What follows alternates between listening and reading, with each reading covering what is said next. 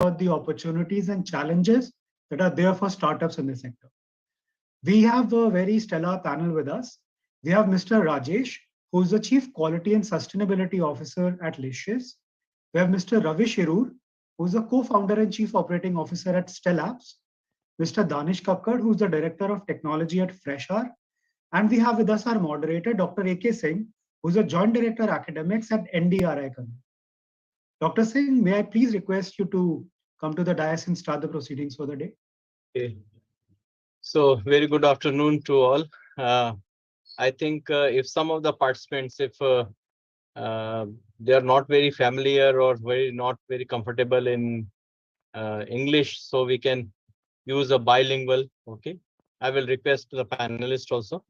So as you know that livestock sector is one of the backbone of Indian agriculture, and in terms of like GDP, in terms of like employment generation, in terms of like livelihood security, nutritional and food security, this is very important component of Indian agriculture, and probably in some aspects it is grossly neglected. Though India is blessed with a great animal diversity as far as the animals belonging to the livestock are concerned, but and already we have made a lot of progress in terms of like milk production or meat production, or maybe in terms of like egg production, fisheries. So we have experts who have already quite knowledgeable, experienced in various aspects. So there is a all those panelists are here. So one thing which is required in today's time is how we can integrate the with various kind of discipline, various kind of subjects, and particularly the an element of like technology, particularly the high-end kind of technology. Not on when I say technology, that doesn't mean only we are talking about the analytical methods, but mostly the is information and communication technology. So I will start with Mr. Danish. You know, first of all, briefly tell about your startup or the company, and then what kind of challenges you are facing at present. Thank you, sir, for inviting me in this forum. Lovely meeting everyone, all the participants. My name is Danish Kakkad. I am representing Fresher. We are an Odisha-based startup with our operations in multiple states, including Delhi, Chhattisgarh, Ranchi, Jharkhand, Odisha, Andhra Pradesh, to name a few states. We are a B2B platform for fresh meat, poultry, and seafood distribution. We have two different business models. First one is general trade, and the second one is B2B Horeca, where we service raw material to hotels, restaurants, and chains. I am the head of product and technology at Fresher.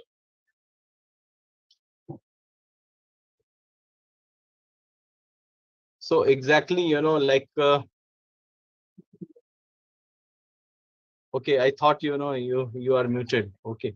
Anyway, so how you integrate this farming community with your business? So, sir, in the chicken segment or in the fish segment, there are multiple verticals through which the product moves, all the way from the pond till the customer. So, we are doing multiple things in this value chain to increase the shelf life of the produce by either blasting it or freezing it, making it go through ozone washing, for example, to enhance the shelf life of the produce. We are setting up cold chain technologies in different parts so that the reach between the end user and the processing plant is minimum. We are trying to set up processors across the country, find distributors across the country, have a pan-India presence, because a lot of our companies, a lot of the customers that we work with, they require pan-India presence. So if you look at MNCs, if you look at big corporate companies, they don't want delivery in, let's say, one area. They would say, give me in Delhi also, give me in Bangalore also, in Hyderabad also, in Pune also, in 10 different cities. So if we are sourcing everything, let's say in Delhi NCR or in Andhra Pradesh, for example, the transportation cost is high, the quality is different for everywhere. Each customer in different demographics have a different product that they require. So to streamline everything, to standardize operations across the country, you need certain SOPs, you need certain technology which needs to be inculcated in this process. That is where I, as one of the founders, come in, and we are trying to create our own operating system where we can, plug and play processors, third-party processing houses, third-party slaughterhouses, third-party value-added companies, third-party cold storage areas, and utilize their unutilized services and cater to such companies. Thank you. And Mr. Ravi Shirur, because Stella app says, if you talk about the startup system, probably this is one of the more very familiar kind of, uh, the like term and company. Many of us always quote about your business model and your, plan like business. So just for the benefit of the all those who have joined, telling us brief about your what exactly the company is doing right now. Thank you, Dr. Singh. Thanks for having me on this panel discussion. We are a Bangalore-based startup. We are about 11 years in existence now. We have been working in the dairy industry. We have been working on digitization of the entire supply chain of the dairy industry, starting from the cattle health management, farm management, milk procurement, milk cold chain monitoring, farmer payments, and value-added services to the farmer, etc. All these things we have been focusing on.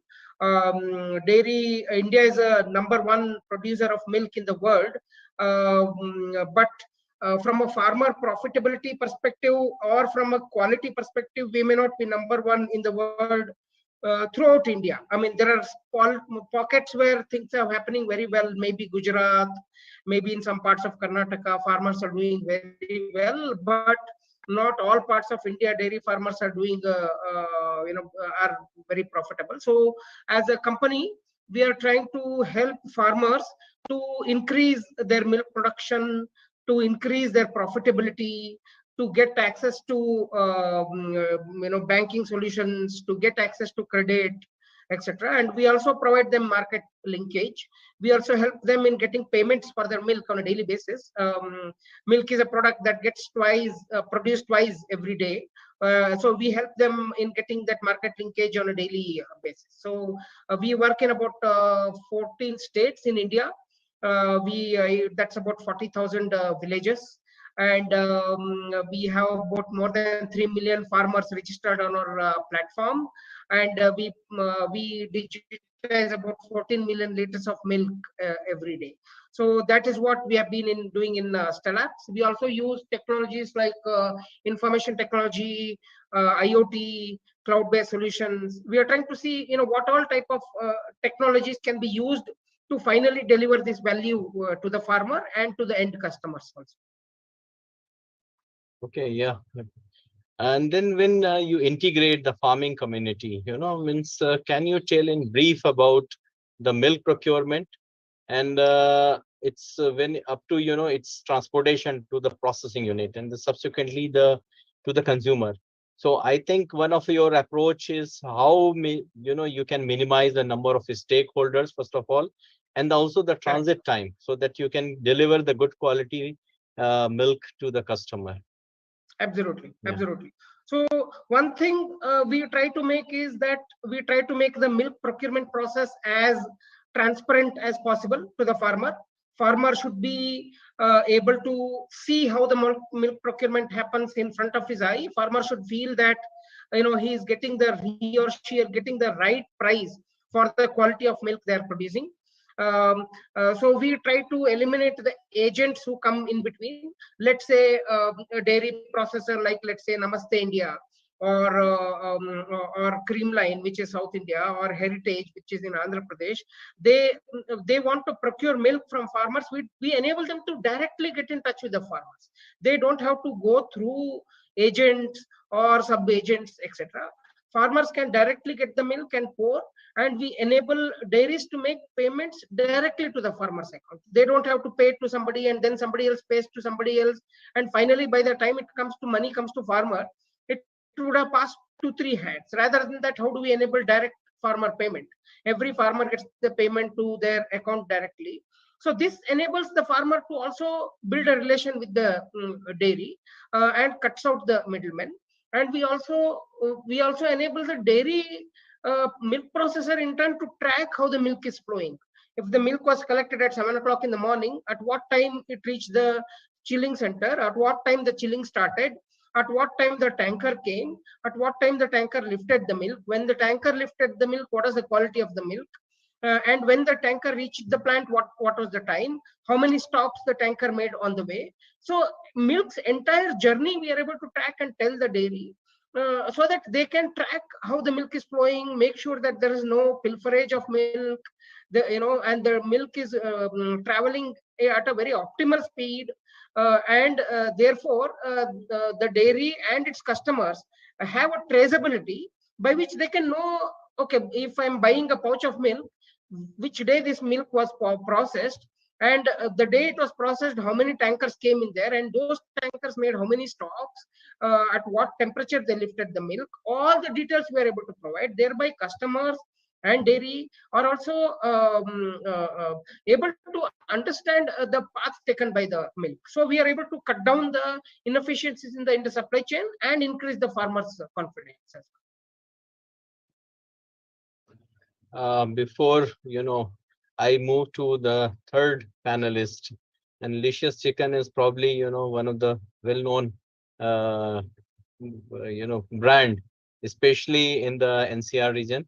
And I will request the participants, if you have any query, you can send in the chat box so that I can share it with the participants. Okay, so Mr. Rajesh, can you tell in brief about your startups? Yeah, thank you, Doctor, and thank you for your kind words that Licious is one of the loved brand. And let me start from that, the word of brand.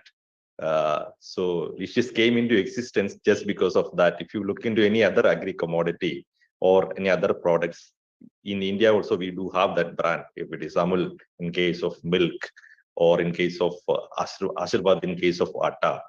But this meat, there is no single brand exist. And until unless if we transform this commodity to a branded product, I don't think our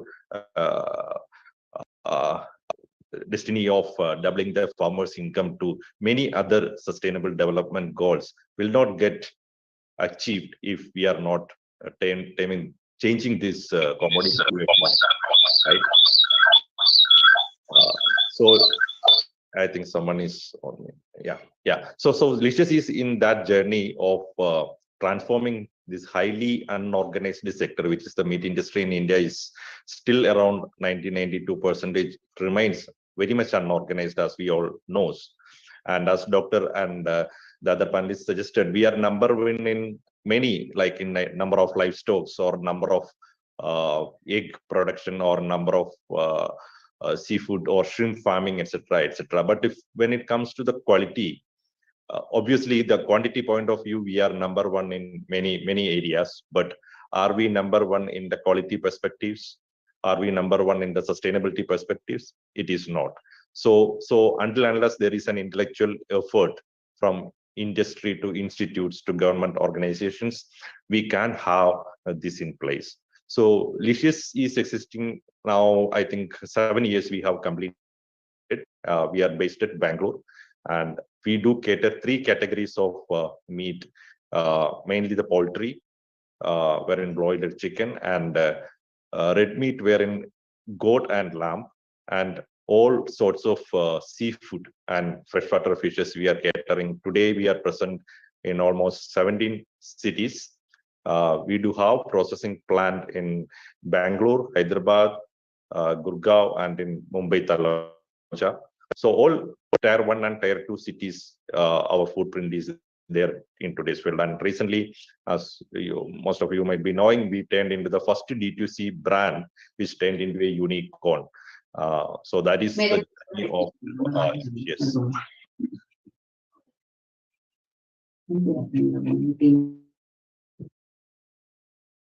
Okay, because like muscle food, always the quality depends on particularly the animal, the Yeah. age of the animal, the nutrition, which is so. Did you make any kind of efforts uh, to create a kind of awareness or provide knowledge from where you are procuring these? Poultry sector is more or less very organized one, so I think that you won't face much problem. But when it comes to the like fish, particularly the meat, and that too the chivon, the goat meat or mutton from sheep. So have you made any kind of this effort? Yeah, obviously, as you rightly said, poultry remains more or less organized, and hence, even if we need to differentiate from what is available, so even if in poultry sector we did multiple interventions, and I remember when we started, all these existing poultry manufacturers used to say that Licious needed gold-plated chicken. So that is the kind of specifications we arrived even in the poultry sector. Having said that, as you rightly said, it is very difficult to have that level of control and visibility in lamb and goat, because in India we do not have any kind of intensive or even if modified extensive kind of farming system is not there. So it is all coming into mandi. So the only option in front of Licious is to get the animal selected and sorted based on certain criteria, and it is the age and the weight of the animal or the carcass is the most important attribute that will give to the end product quality.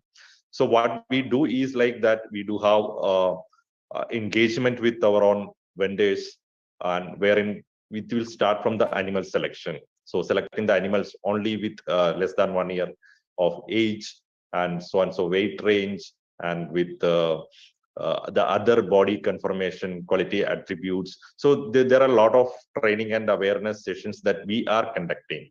So in my team, there are veterinary doctors, and we used to call them like future designers. So they are in the field, and one of the unique system that we follow is like that. For fish and seafood and for the red meat, we do have our own quality crew deployed across the coast to select the right raw material. And it is not just the right raw material selection, then we need to transport it in right manner. So the post-harvest technology transfer to our vendors, our fishermen, or the farmers that we are directly dealing with. Though this is a continuous awareness and training program is being carried out. That is the only way to get into that. And also we are in touch with, or we are in collaboration with National Research Center for Meat, like institutions, wherein we also used to get awareness and training for us for our own quality and production and the sourcing crews to understand what are the nitty-gritties of these seasonalities. Obviously now with the winter comes, so the red meat is tend to be more fibrous or this thing because of many of the ecological factors and the feeding habits. And since it is depends on the natural feed and pastoral system, obviously the interventions is limited compared to the organized poultry sector, but we are learning and unlearning a lot of things, and gradually this transferring to the entire partners in the ecosystem to improve the quality. Since all of three, like are working in livestock, and as far as the export potential is concerned, or our presence in the international market is concerned, it is very dismal, negligible, I will say. So are you working on certain aspects that how we, you can have a presence or you can penetrate in the international market? So I would like to listen one by one. So should I start from last to Yeah, the you first? can. Yeah. You can. Yeah. So it is well established. I think the seafood export from India. So compared to the poultry, there are limited access, and I think government level interventions also required, because we are not eligible to export to many other things. And other things is the labor cost in India. For example, the Brazilian poultry is accessible to Middle East with a cheaper rate than what coming out of India. So we need to look into that aspects of profitability in farmers' side.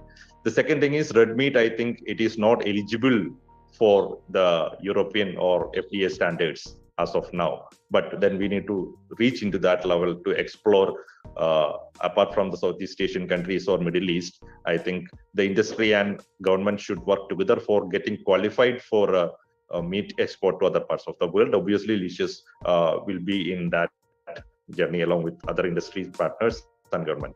And we are already in shrimp export and other things. We have the plan, and we have already doing certain level of merchant exporting. And since that competency is already there. Having said that, Licious is in a better position to start export, because we are already following all these global standards. So if it is the matter of certifications, we have certified for the global food safety standards of FSSC 22000, and for the social accountability, which across the globe only 10 meat companies are certified for social accountability. But in Licious, we are the 11th in world and first in India to certify for social accountability.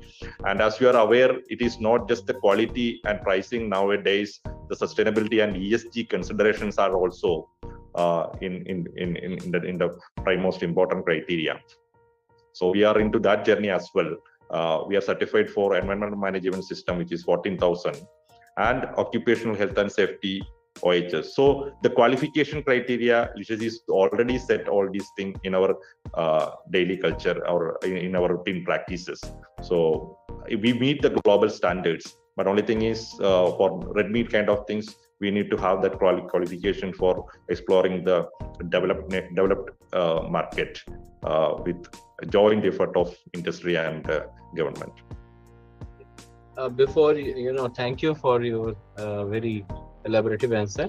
One thing which I would like to also listen from you, that how active your collaboration is with ICR or some of the CSIR institutes which are working on the kind of product like meat or fish or seafood. Whether you get some kind of technical support from them, or is it your own idea? It is not all about that. Especially, I can give a good remark about Hyderabad placed NRC in meat, wherein we are getting a lot of collaboration and support in terms of even meat quality improvement aspects, and also in aligning FSSAI for certain level of regulations, which should be the pro-industry and pro-consumer based things. So they are the scientific panel for that. So they are open to ideas or the suggestions from the industry, and we together, I think, formulating the national regulations and laws. A lot of support are getting from the ICR institutions, but there are a lot of things we can further improve onto this, because in my understanding, I can see that there are a lot of research papers available, but all these are still remain in the shelf. It is not going to the field. So this lab to land movement is not happening. We are having n number of PhD theses and MPhil theses to research papers are available, but how to make it linked to the business requirement in today's world, I think we have to move a lot in that aspects. So one last question from just now. One of the participant has asked that how you control the main two issues, particularly with the meat quality, that is DFD, that is dark, firm, dry, and PSC, that is pale, soft, and exudates. Like these are two problems which are related with mostly with the pre-slaughter and also after slaughter, how the meat is handled. So how you tackle these two problems? See, I think this is more prevalent in buffalo meat and cattle meat. rather than in poultry, it is not at all there. And when it comes to lamb and goat, even we do handle mainly the fresh and chilled. So it is we do have the control of selecting the animal and selecting the carcass. So the control level is even just after the slaughter. So whichever, and we are working in a JIT model, wherein just in time. So today's slaughter, and today by evening or tomorrow morning it will reach to the consumers. So there is no any freezing or storage which will lead into post-slaughter quality changes is also not in our system. So it is simply the animal selection plus the carcass selection based on the certain specifications which will eliminate all these things. So that is why availability as an issue for at many times. Thank you, Mr. Rajesh. Now I will request my colleague, Dr. P. Renendra Jaju, who is also a co-PI of our ABI Center. So he will continue with the panelist. Dr. Raju, hand it over to you. Yeah, thank you, sir. In continuation, may I now request our next panelist, Mr. Ravi Shirur, to yeah, please. Yeah. So we are also looking at export market. In India, the export market is right now addressed in the dairy sector through SMP, which is skim milk powder, majorly. Skim milk powder export happens on a regular basis. But we believe there is a lot of space for value-added products export. Maybe some kind of cheese or some kind of ice cream, various other kinds of value-added products that can be exported out of India. That is one area that we are working on, and so we are also trying to enable the ease of export through traceability. We are ensuring that the milk is being tested for more than 14 type of components, including the various kinds of adulteration check, somatic cell count check, etc. And there are some markets which prefer to get A1, A2 protein-based value-added products. So we are trying to do various type of tests on the journey of the milk to ensure that and give this test results to the end consumer through traceability. The traceability is getting more and more important. Customers want to know what they are eating, what they are consuming.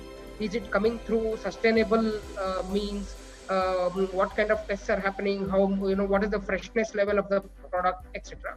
So we are enabling this. We are also working with various governments. Recently, Ms. Janet Yellen from the US Secretary had come, along with Ms. Nirmala Sitharaman. They had a talk with various CEOs, and our CEO was also there in that.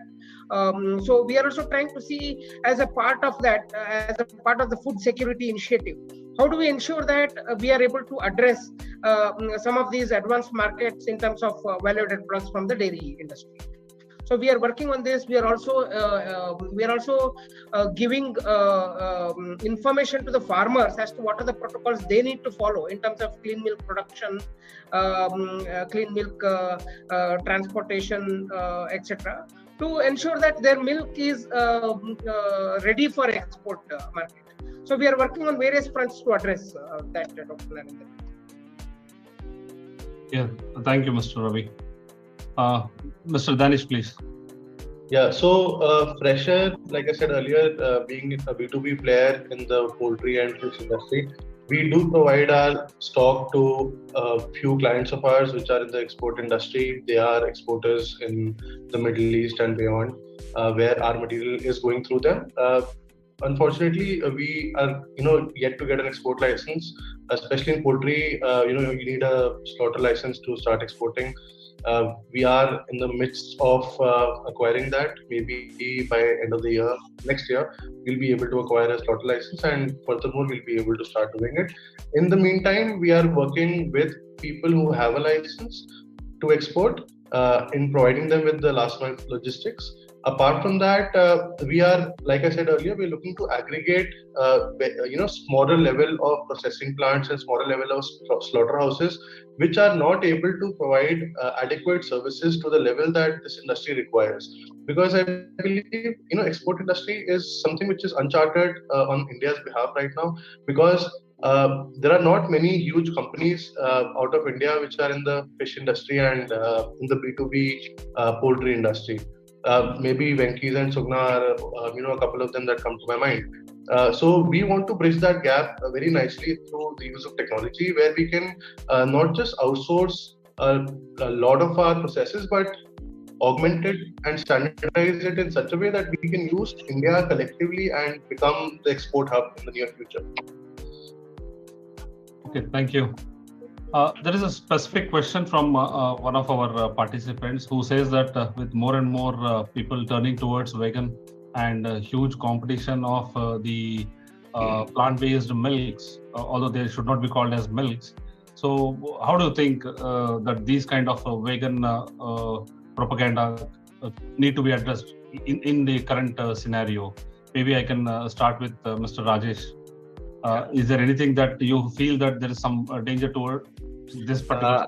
I don't get it as a danger, but still I don't see it as an opportunity.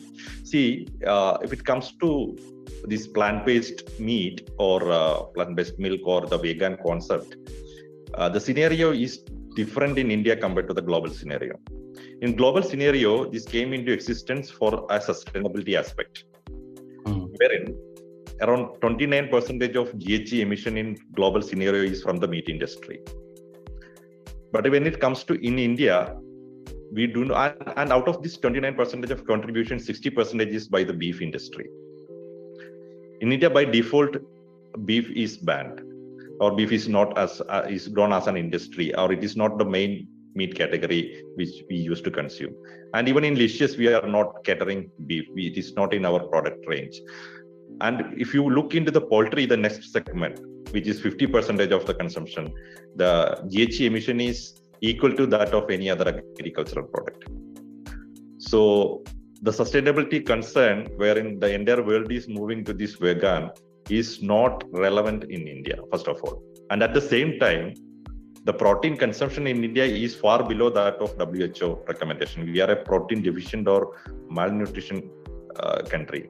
But in US and other, it is more than, if it is 30 is the recommendation from WHO, US is at 110 or 100, more than 100. And in India, it is 6 to 8 kilogram per capita consumption. So there is a long way for us to move into that. So meat is the source of this protein with all the essential amino acids, unlike other things. So the sustainability or the climate change activity with the plant-based meat is not relevant in India, first of all. The other thing is the health concerns. That is why the West is moving into most plant-based things. So in India, the meat is lean. But in other parts of the world, where in developed nations, the meat is fat. So the fat is linked to the cardiovascular and other kind of diseases. So Indian meat is comparatively lean and with less cardiovascular risk. So if you look into these multiple aspects of need of vegan food or plant-based meat, all these are irrelevant in India. But in contrary to that, India needs more protein. So even in that scenario, Licious is also launched our plant-based meat recently, and that is what the purpose. We want to the meat lovers to differentiate the real meat, the plant-based meat, and then come to the meat segment. And having said that, it is not like that India is a vegetarian country. 72% of India consumes meat. Yeah, thank you for your views. Now, may I request Mr. Danish to share your views on this, already what Mr. Rajesh has told. If you have any other views. I think I agree with Mr. Rajesh. I believe this is a Western concept, and India is not ready. Not even, I think, we as Indians in the tier 2, tier 3 segment are not even aware of plant-based meat. This is more of a metro concern, and not even a concern, a fact. And people in India will repeatedly keep on eating meat. Like you rightly mentioned, almost 70-75% of India consumes meat very nicely, and our meat is of a different quality. And US and Europe are a completely different industry. So comparing their trends with our trends would be, in my way, superficial right now, since we are at least 10 to 15 years away from being a plant-based meat industry. That's my view. Yeah, thank you, Mr. Danish. Any of the views on the particular topic from Mr. Ravi? Because it hardly affects.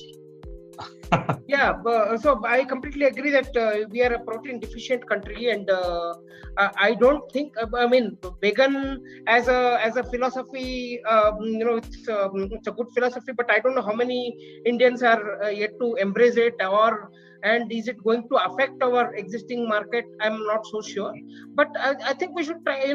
I heard all the participants talking about ESG goals, so that is the commendable part. I mean, none of us are talking about we'll just do more business, we'll just get more meat. We are also saying we'll address sustainability aspects, we'll address environmental aspects, etc. So if we take for example the area that we work in, Indian cows or Indian cattle is supposed to be methane emitters. How do we ensure that we increase the productivity and thus reduce the methane emission? Or how do we ensure that the biogas is utilized in the right way?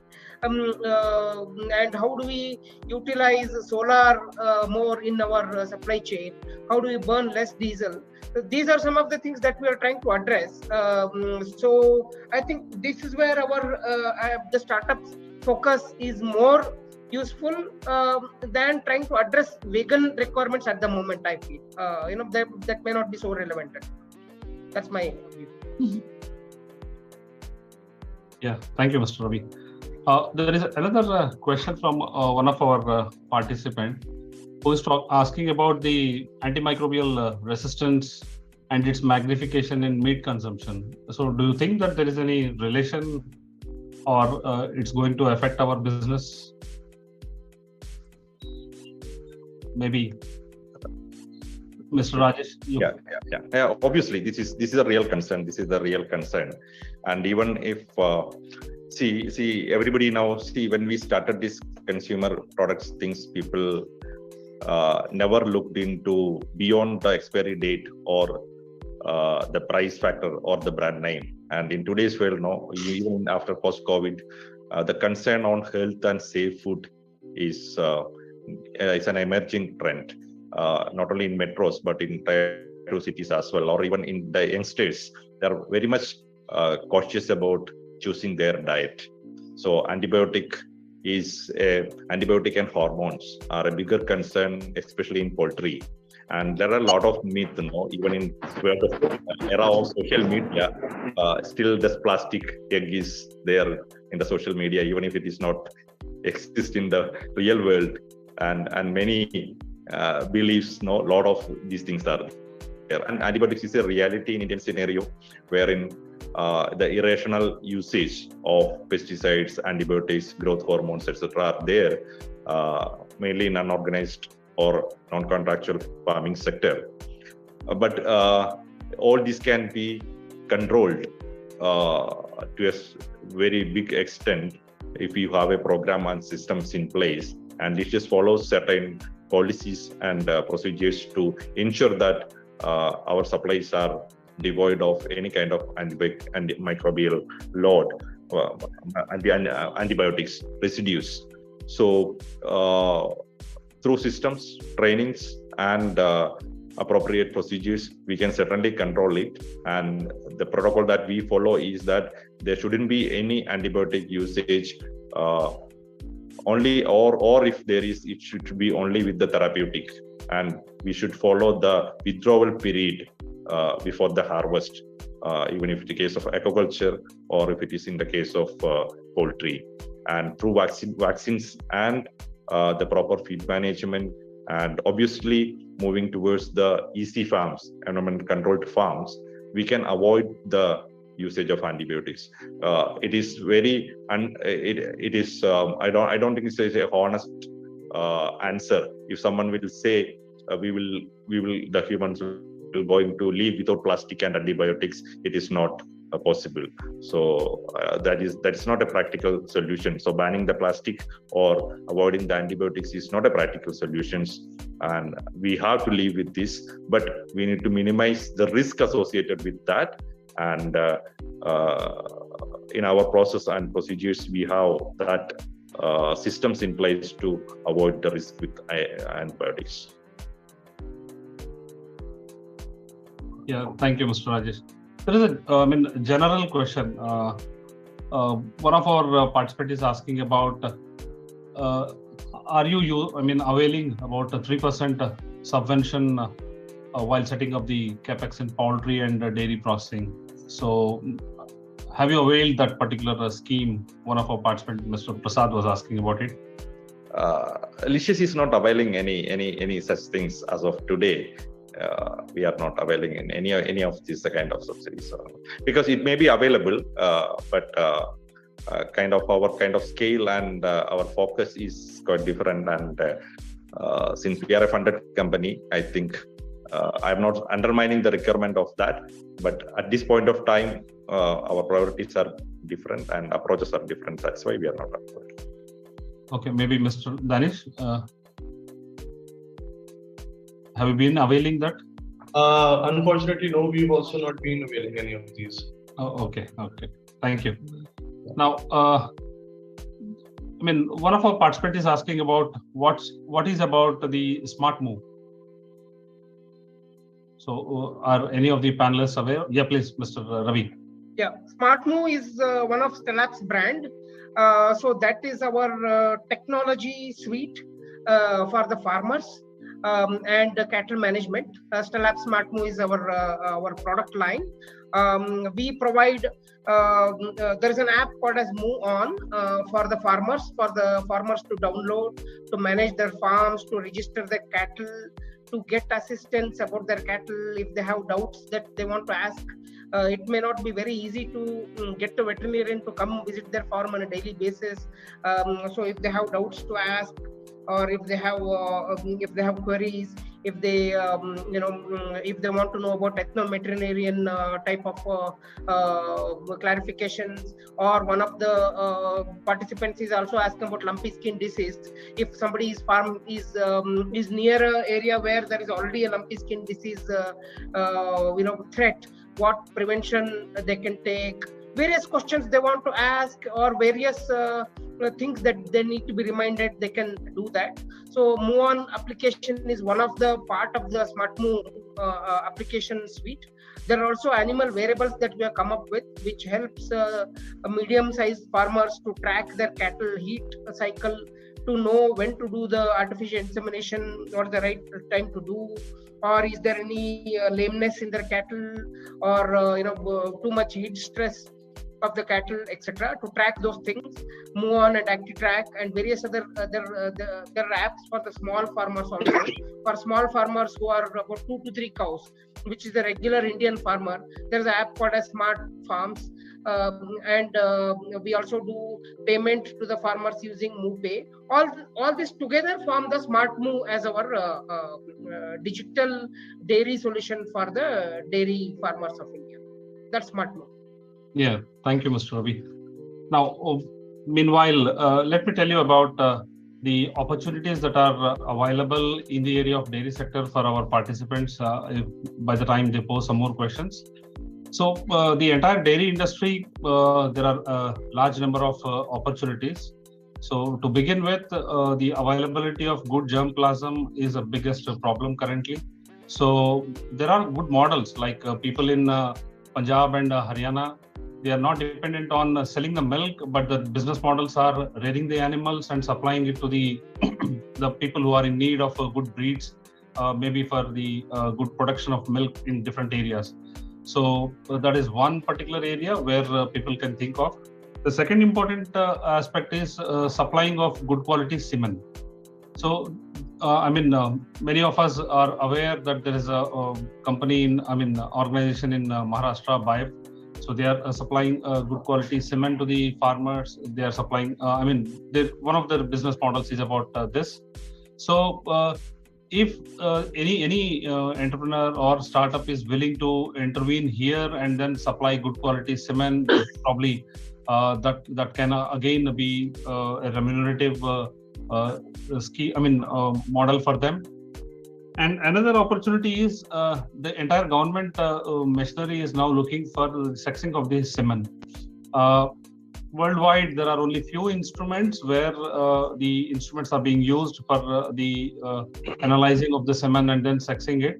So the flow cytometry kind of machines are as of now costly, and they cannot be, we need to depend on the foreign models. If there are any entrepreneurs, young engineers who can develop their own such kind of systems here, and already the couple of organizations in ICAR and outside are also working on this, but still there is a scope that you can intervene here in this particular aspect.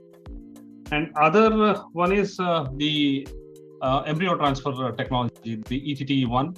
So this is another opportunity where successful models are also available, and we can still look at the use of this technology for the meeting of the needs of the farmers.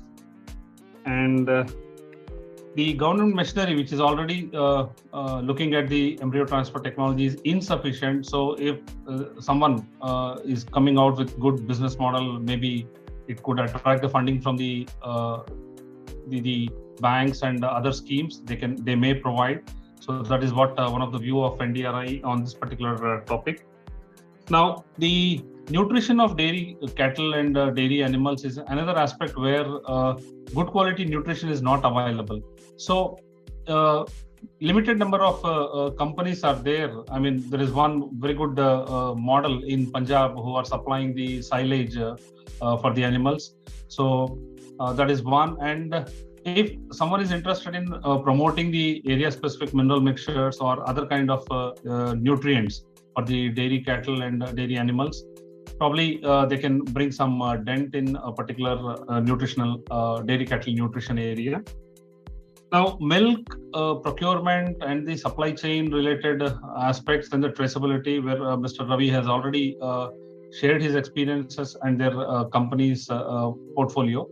But still, we feel that there is a lot of scope and opportunities to tap in, and then it's only looking at the opportunities. So, but from the academic as well as the research perspective, we can say that yes, there is a scope where someone can enter, and there is scope for multiple players. The energy conservation is another aspect. Now, dairy industry, the processing aspects is well known that large amounts of energy is being used in the form of steam, in the form of refrigeration. So if there are some good models to bring down the energy consumption or tracking of the energy, any suitable solutions for tracking, then later the managerial decision making can take place. So that is one area where people can think of entering into or venturing into. The value-added dairy products is another segment, looking at the health aspects, the role of the nutrition and their impact on the human health. So milk can become a very good vehicle of fortifying the different nutraceuticals or others. Large number of such fortified milks have been witnessed in the market during the COVID era also. So there is a scope of such things, and probiotic organisms can be again introduced. However, there is a large debate going on where the organism should be of Indian origin and they should have some clinical benefits proven. So clinical trials have to be conducted on the species or the organism that has been selected. So if the proven organisms are there, and organizations like NDRI and the state agriculture universities where the organisms have been deposited in international laboratories, we can make use of those cultures and then launch such kind of novel dairy products. And one such area where we can think of is the promotion of traditional Indian dairy products to the Western world. And out of all these, the issue with the traditional Indian dairy products is the shelf life. So if we can look at the processing or packaging interventions to bring our Indian dairy products to the global village, where the Indian diaspora is in significant amounts, and then we can also think of promoting one such product like the paneer, which has already been well accepted in the market as an analogous product to cottage cheese. And government, as per our information, the government is also now very much keen in promoting the paneer as one of the specific dairy product which has that export potential. So some participants were asking about the opportunities for exporting dairy. So this is another important aspect. Now we are aware that the plastic waste management regulations are in, they are being enforced now. So we really don't have any particular solution, as Mr. Rajesh was also mentioning a few minutes back, that we really don't have any packaging solutions which can mitigate the environmental this thing, but also not suitable for all the type of dairy and food products. So if there is any technological innovation or solution where several of the labs and the universities are working, if we can bring it down and test it with dairy products, so or any food product, livestock products, then probably we can bring some change, and that can lead to some good business models. The introduction of new packaging systems and packaging tools, where the Western world is already aware, and to promote our dairy products in the global market, if we can intervene and then integrate these kind of novel packaging systems like the real-time freshness indicators, where Mr. Ravi was also mentioning during the traceability issues. So the freshness or the quality aspects of the product. Now, during the export, for the export markets, it is very clear that right from the procurement till it reaches the consumers at that particular place also, because the people in other countries are now well aware of smart packaging tools like freshness indicators or the time temperature indicators or the RFID based tools. So if we can integrate this to match with the global needs, probably that can again bring in some value addition to the way we have been exporting our dairy products. And the last segment is the fabrication of dairy processing equipment. Most of these are manufactured at, manufactured for large scale, where at least about 10,000 to 1 lakh liters of milk is being processed or handled. But the equipment required for really the farm level, right, the startup levels or the entrepreneurship, the entrepreneur level, where they are about to handle about 1,000 liters or maybe 5,000 liters. The scope for fabricating new kind of these small scale equipment is large. So institutes like IIT Kharagpur or NDRI have been working on these for several decades on large scale equipment.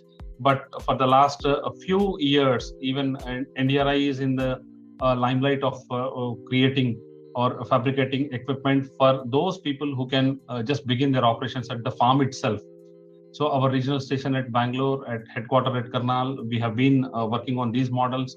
We have some good technologies. If there is any prospective entrepreneur or startup who wish to have their own fabrication systems, they can look at the technologies available with us. So with this, a few information about the opportunities in the dairy dairy sector, the opportunities in the, especially the comprehensive dairy field.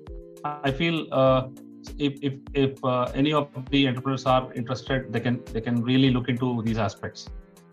So Mr. Parth has been asking a couple of questions, sir. One is on the kind of ethical issues that are being faced by our startups or the sector, livestock sector. So maybe Mr. Rajesh, if you can, if there are any ethical issues? Unmute, please. Unmute, please. Sure.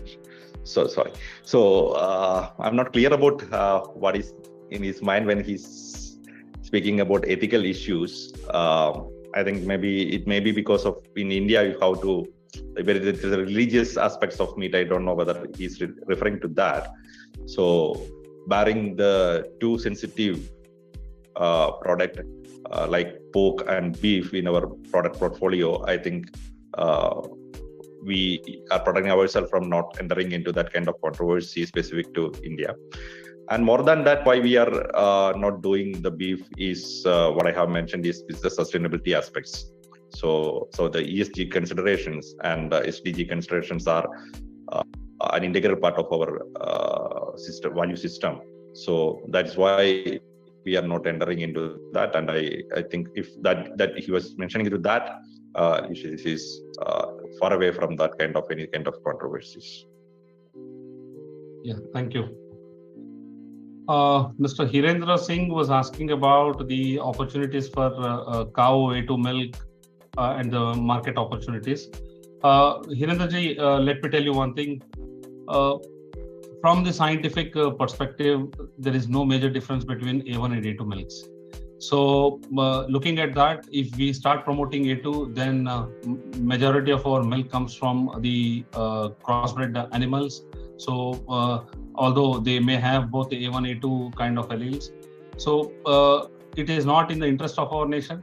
And when there is no scientific backing that which kind of milk is good or bad, then we should not go into such kind of controversies. So the government machinery, the scientific organizations are not in favor of classifying our milks according to A1 and A2 and go to the market. But yes, when the issue started and when people they got aware, then people were demanding for A1 or A2 kind of milks.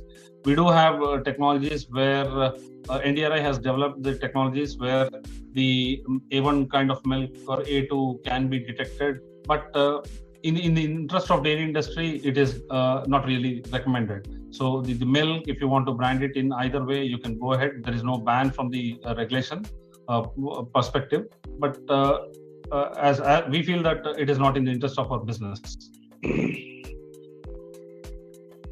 घरों होटलों में ISO प्रमाणित किए जाना. So, Mr. Vikas, I think we have addressed all these questions, and if there are any other questions. Yeah, so we can have a more detailed discussion with our other panelists as well. Yes, please.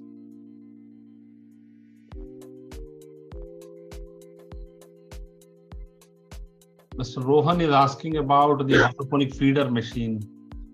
Any views on this, sir? Mr. Ravi? Hydroponic feeders can be used, I think in areas where real estate is costly.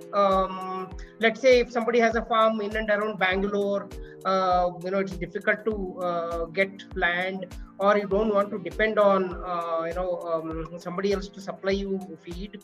Hydroponic is definitely a good option. We are not yet seen very widespread adoption of hydroponic in dairy yet, but there is a niche area where it is useful, certainly. Okay, thank you. There is a specific question to you, Mr. Ravi.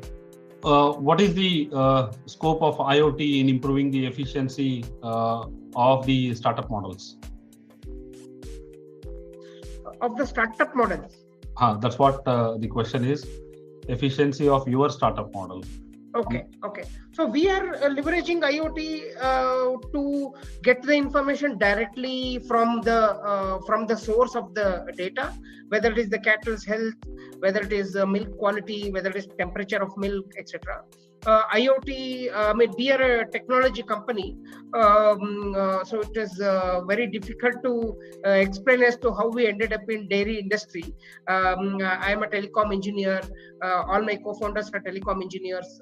We have worked in telecom, service delivery, and IT industry around the world. What we found was some of these technologies can be very effectively used in our Indian agriculture and dairy industry.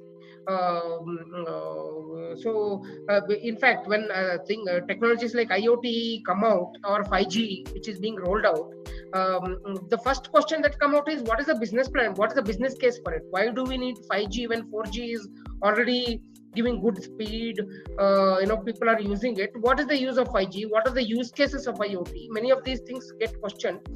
But what I have seen is that IoT has a very good use in agriculture and dairy industry. Things like monitoring every animal's let's say body attributes, or if it is about monitoring a milk procurement vehicle, or let's say in case of other startups who are on this panel, if their products tracking, etc. IoT is the best way of getting the data. The data coming from IoT, if it can be put on a blockchain, there is nothing like it for enabling traceability for the international markets. IoT and blockchain is the fantastic combination for traceability. And it is not like IoT is very costly. IoT sensors can be procured at a cost almost like 5 cents to 10 cents per chip. Right? It's very small budget. It just needs it just needs a big market size, which is there in India, right? I mean, the number of cattle in India is, it's more than 300, 400 billion, and there are other animals. So market is there. So IoT can be very efficiently leveraged in every aspect is what we have seen so far. Okay. Thank you.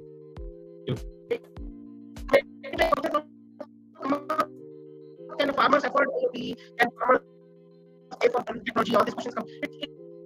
It's not that farmers can afford. The dairies can afford. Right? I mean, the dairies that they work with, they cooperative like KMF or Amul, they are very interested in making farmers move to the next orbit. They want to become more profitable, more from the same cow. Given land, they should be able to manage more cattle.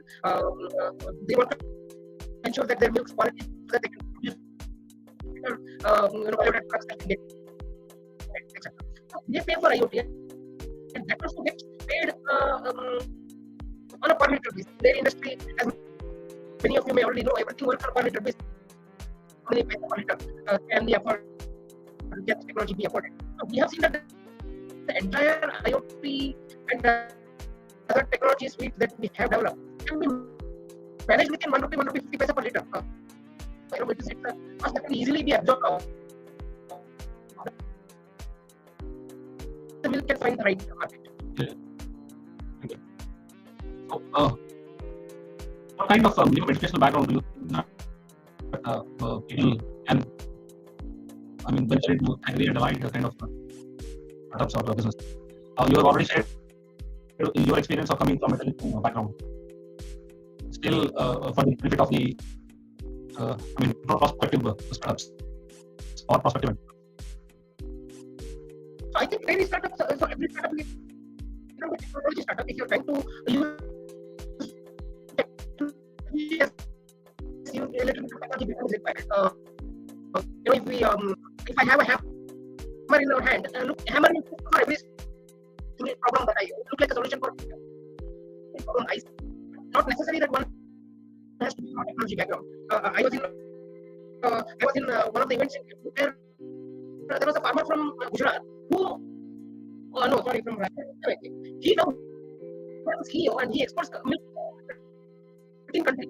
He's hiring a farmer and that farmer is CEO and he's being salary to manage the for the export. And I also heard there is in one of the oldest milk of Amul, one village produces milk worth 100 crores per year. I mean, that kind of a market available, you don't need to have that kind of education, right? Farmers have become smart. In any village you go, farmers can use smart. Thanks to WhatsApp, everybody is digitally smart. So I don't think one needs too much of educational qualifications to look for opportunities, especially when digital infrastructure is and there is available from institutes like yours and the government has so many. So I don't think really education is much of interest. So that is what kind of investment opportunities you look in this sector? See, investment opportunities for startups or for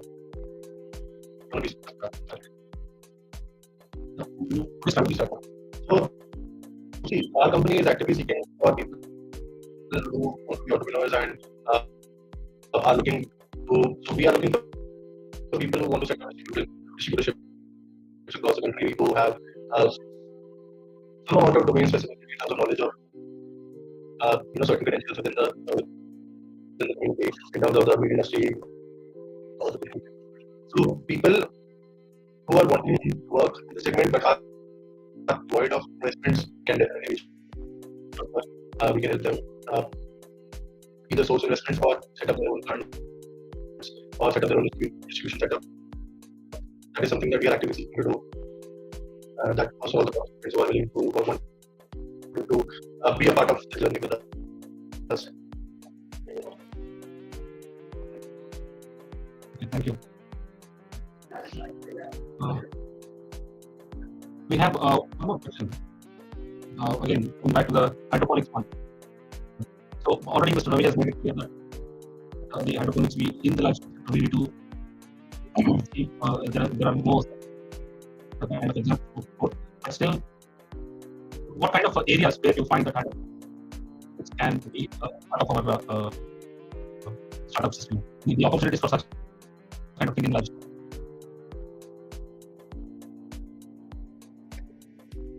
See, hydroponics can be offered as a service to the farmers. Okay, I mean, is it possible as maybe there's an opportunity for a startup to come in and say hydroponics can be offered as a service. Now I've heard about companies who are providing silage on demand. So there is Uberization of things that is going on in Indian dairy and agri industry. Like how we use Uber for a taxi. I should be able to in the Uber model, I should be able to get anything I want. As a farmer, I should be able to get a tractor for a day. I should be able to get hydroponics as a service. Can I get other things? That might be something that might be explored from a startup.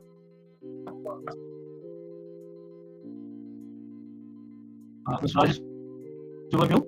Yeah, see, if you look into that, the hydroponics is anyways, it is with less and more. That is the concept of hydroponics, land and water usage to be restricted to, and you will get the more output. But the matter is, all these are there in pockets or in institutions, but it is not reaching out to the farmers or to the farming ecosystem. So I think we need to have some collective effort to get it done, even if this kind of this is also looking for this, because if you have an abundance of harbor a particular day, it not get sold out since it is highly liquid in nature. In hydroponics kind of things, you can have modules and you can have only the required harvest we can do into that. But how to commercialize it, that how it can become profitable and continuous supply and ensure from a hydroponics model.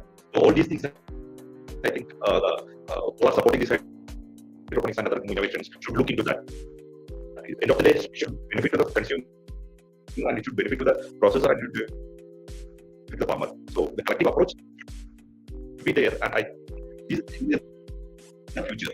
Hydroponics or aquaponics or some sort of modified extensive farming methods are the future. Yeah.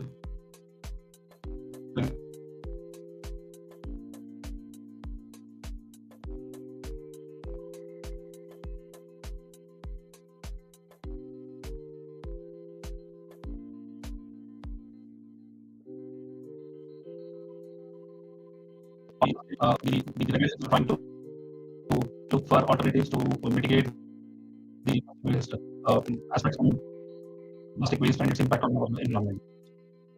What are your views and how your companies are looking at it? I mean, are there any chances of introducing biodegradable packaging to the packaging? Yeah, obviously. It is not about banning the plastic that I was mentioning earlier as well. Because if banning the plastic, what is the alternative? Paper. In that case, we have ample enough of data. Sometimes paper material is more harmful other than the plastic. It is more innovating technologies for waste management, or it is about the recycle or the reuse of the plastic. So moving into more biodegradable or materials that we need to have. At the end of the day, it's not just about the wastage of the plastic and the consequences of of that. The wastage of the food itself is. So how to avoid this wastage of the food? And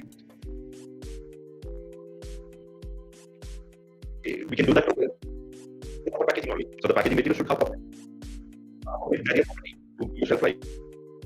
So that is my question. That is the only solution. But how to make it biodegradable or compostable, and then over the systems and practices to reduce the wastage, maximum recycle it, reuse it. So the circular economic concept we bring it. We do have that aspects in process wherever and eliminating the multiple packaging. So why do you primary, secondary, and tertiary? And if it is only for a branding or aesthetic aspects, the primary function of packaging is the protector to give the shelf life. So the primary packaging should be the most focus area. When if you can combine your secondary and primary into a single, the result is savings in all aspects. In eco-friendly concept also will do that. So certain projects running into that, how to use packaging of plastic or plastic or biodegradable and free and basic concept.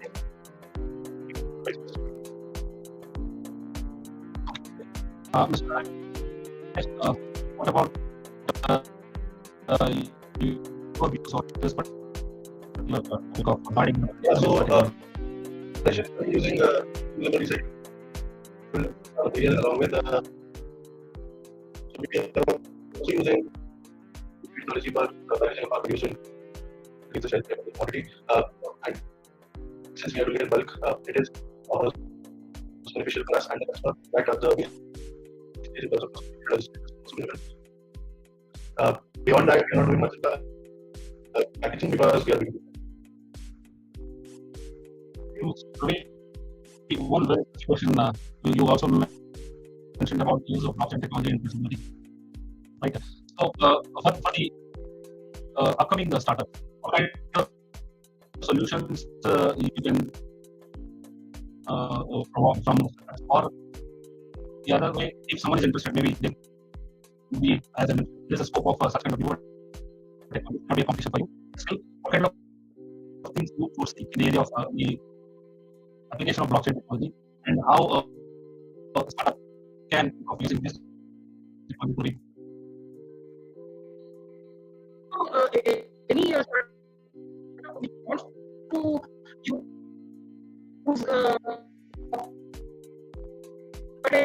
blockchain within the startups.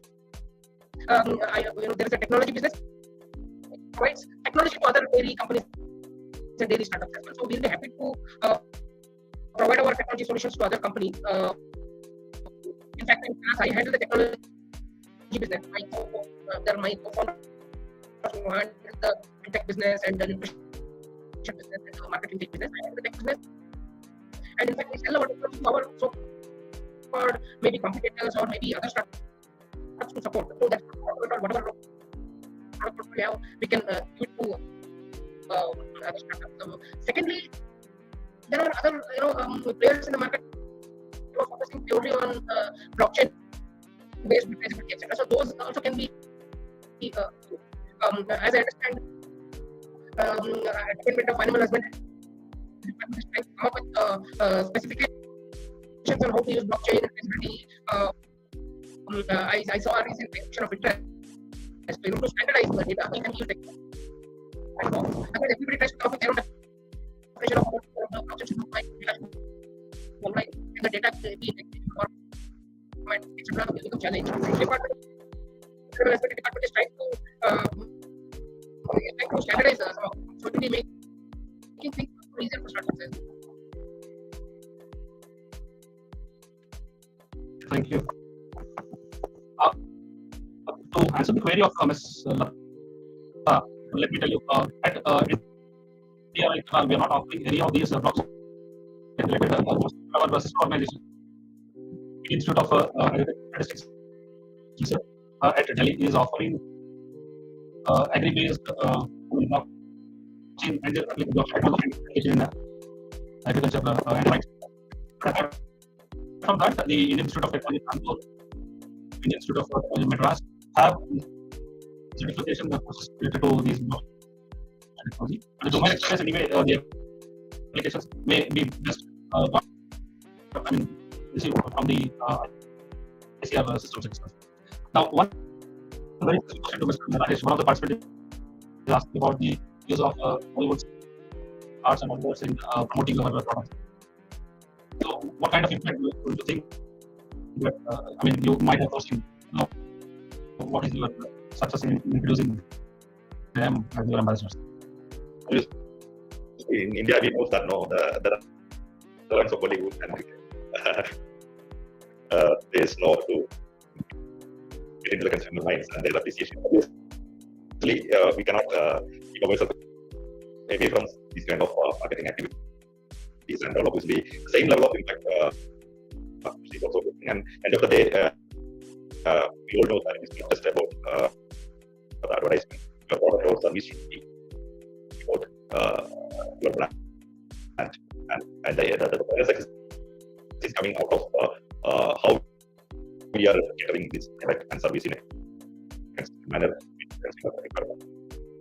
So the final success is coming out of product quality and service quality. Obviously, these are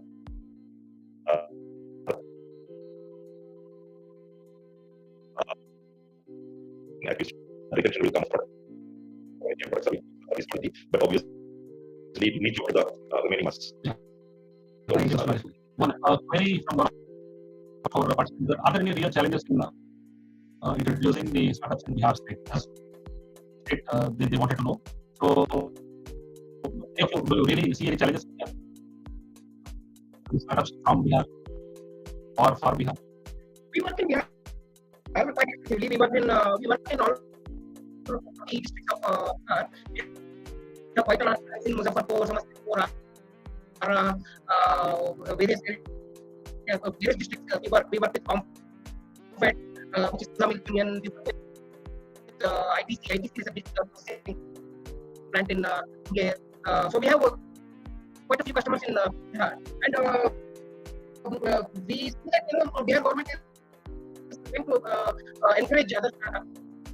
I see other big startups also being present in Bihar. Being South Indian myself, I started when we started about 11 years back. My impression of Bihar was something else, but since we started, quite extensively, my image has changed. I think Bihar is a big state. We are trying to encourage startups to work there. There's a lot of potential, and it's a state that has potential of becoming a big bowl of food for entire. Yeah, I think scope is definitely there, and I really your thoughts because our experience from at NDI is also that there are a large number of farmers and group of farmers and the prospective entrepreneurs and startups have shown interest. They got trained at our place. Some of them have been at their level, and they're trying to increase the skill of operations. So from this particular institute also, I don't see any challenge. And as I said, at the government of Bihar city, they're promoting this, and they are providing the technology solutions wherever it is required. So I also don't foresee anything. And what? You're on mute, sir, Dr. Raju. Yeah. One last question. Any final word from each of you before we wrap up this discussion? And any specific query, I'll try to answer it myself from the box. But yeah, last word from you, Mr. Rajesh. Sir, unmute, please. Sorry. First of all, thank you. Some mute. I think by default it's getting into mute again and again. Sorry for that. First of all, thank you for this opportunity to come up together. I would able to hear from the other startups who are pioneering in this field, and also came to know that there are a lot of things in the government side when it comes to the spam management to the technology, in breeding technology, to the other aspects. I think a lot of things are happening at high level in government sector, and I think industry should harvest it for the betterment of nation. And together, I think we can move ahead to uplift the farmer and fisherman community of our country, to double their income, as well as to make a lot of these commodities into brand, and to better positioning ourselves as a developed nation in the near future. And we all will work together for that. Thank you. Yeah, thank you, Mr. Rajesh. Mr. Danish. Yes, thank you so much, first of all, for inviting me and having me here, giving me this podium to talk about my company, Fresher. It is, I'm very happy to see that a lot of participants were focused on sustainability and packaging, and looking at newer ways to, curb carbon emission and other climate change possibilities, which is a good thing. Very, very happy to answer as many questions as possible. And if there are any queries, anyone wants to reach out, please definitely reach out. Thank you so much. Mr. Ravi, before I ask you the final word, what do you, how do you see the scope of the organic milk marketing in our country? Organic milk in Bangalore, for example, there is Akshay Kalpa, there is Organic Mandia. We see already organic milk brands in metro cities, but they are niche brands yet, right? Bangalore market, for example, is 20 lakh liters per day, whereas organic milk is only about 50,000 liters per day. So it's less than 5% of the market is organic. In Chennai, in Hyderabad, various other cities, I see organic milk coming up. Again, just like A2 protein, is there specific way to test milk and say this is organic and this is not organic? I don't know. I'm not sure there is an easy way to test and say this is organic and this is not organic, but there is a market out there. People are willing to pay for certain lifestyle, and we respect that, and they can also be our customers, no problem. For example, I mentioned Akshay Kalpa.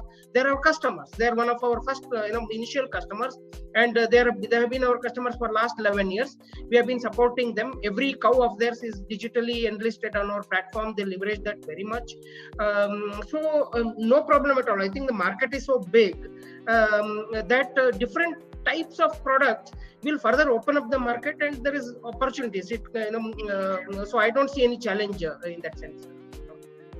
Yeah, thank you for your view on this. Let me tell you, the production of organic milk is really a complex issue, because you need to really test the area where the milk is produced, the feed that is being should be also organic in nature, the milk being traveled from one place to the other place.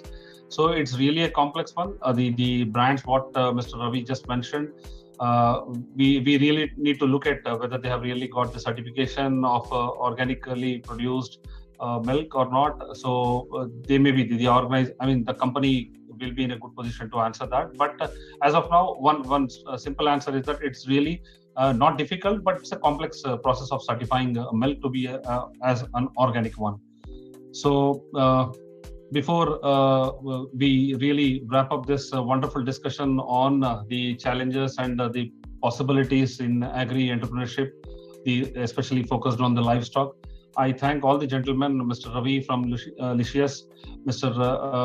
Rajesh from Licious, Mr. Ravi from the Stellabs, Mr. Danish, and the nodal point I